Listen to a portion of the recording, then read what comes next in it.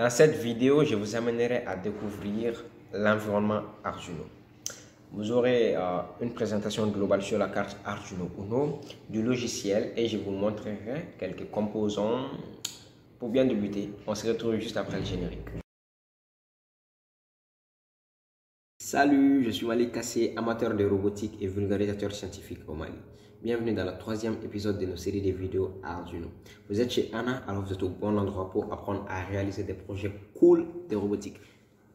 Abonnez-vous si ce n'est pas encore fait. Arduino est une plateforme de prototypage électronique qui facilite la création de projets amusants et utiles, l'apprentissage de l'électronique et les tests rapides de nouvelles idées.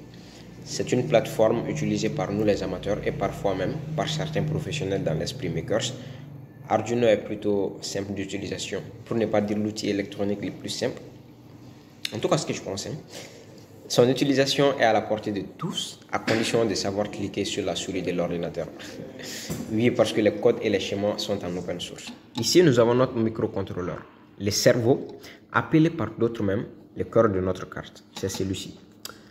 Comme je l'ai expliqué dans la vidéo précédente, que je vous demande d'aller visionner si ce n'est pas encore fait, il va recevoir le programme que nous allons créer et va le stocker dans la mémoire avant de l'exécuter. Grâce à ce programme, il va recevoir des choses qui peuvent être faire clignoter une LED, afficher des caractères sur un écran, etc. C'est un Atmega 328, ce qui était un microcontrôleur destiné au système d'automatisation industrielle, et travailler avec lui nécessitait directement des compétences avancées en électronique, en programmation aussi. Mais heureusement, avec l'arrivée d'Arduino, sa programmation est à la portée de tout le monde, ou presque. De 0 à 13, nous avons nos broches numériques. De A0 à A5, nous avons nos broches analogiques. Ici, les 5 volts, les 3 GND, les 3,3 volts, les VIN et les resets représentent nos broches d'alimentation. Cela signifie que ces broches peuvent fournir 5 ou 3,3 volts aux composants externes que nous utilisons. Les SDA et les SCL que nous avons ici sont utilisés pour la communication I2C.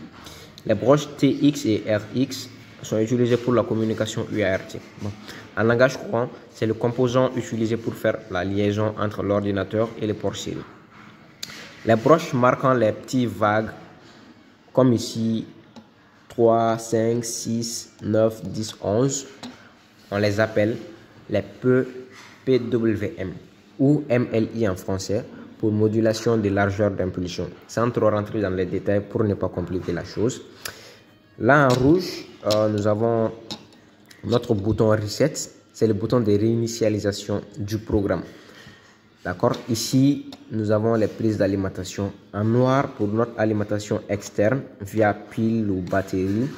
Et en cristal, nous avons le port de téléversement du programme. D'accord. Le code de téléversement du programme ou encore le connecteur USB. Pour bien débuter, ce qu'il faut comprendre sur Arduino, je pense que vous l'avez déjà compris. Donc maintenant, je vous présente quelques composants. Là, nous avons nos diodes ou encore appelés LED. Celui-ci, c'est un lecteur RFID,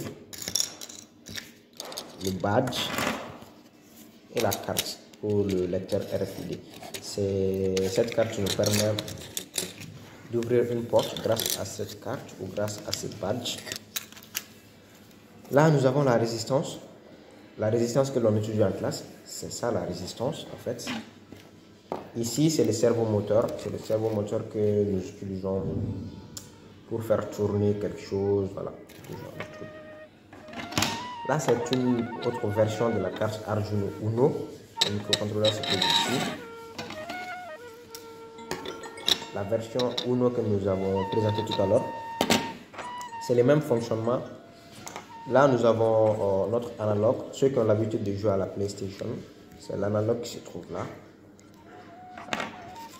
Ici, nous avons un moteur. Celui-ci est un capteur ultrason. On rentrera en détail avec ces capteurs au fur et à mesure que les vidéos vont continuer. Là, nous avons le breadboard. Bien sûr, on ne va pas également oublier nos jumpers. Ce sont nos fils de connexion que nous allons utiliser afin de lier la carte Arduino à notre capteur. Nous avons trois types de fils, les mâle-mâle, on les voit comme ça. Ce sont les jumpers mâle-mâle. On a les jumpers mâle-femelle et nous avons les jumpers femelle-femelle. Ils ont tous leur utilité. Ici, nous avons notre capteur d'humidité de température DHT11. Là, nous avons une LED RGB. Une LED RGB, c'est une LED qui permet d'afficher des couleurs, plusieurs couleurs. La couleur de base, le rouge, le vert, le bleu.